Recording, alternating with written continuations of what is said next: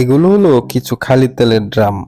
এই জাহাজগুলো কিন্তু ইলিগেল ভাবে ইন্টারন্যাশনাল সমুদ্র সীমায় আবর্জনা ফেলছে না, বরং তারা কিছু শাকসবজি এবং ফলমূলের পরিবর্তে দুবাইয়ের কিছু লোকাল লোকজনের সাথে এগুলো এক্সচেঞ্জ করছে।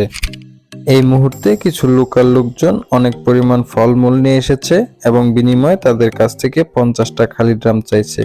তবে তাদের এই নৌকাটা খুবই ছোট ছিল, যাতে মাত্র 14টা ড্রাম ধরে। তাই তারা বলে বাকি ড্রামগুলো সমুদ্রের পানিতেই ফেলে দিতে এবং তারা পরবর্তীতে এগুলো তাদের লোকাল লোকজন দিয়ে তুলে নেবে। এই প্রত্যেকটা ড্রাম তারা 3,500 টাকারও বেশি বিক্রি করবে।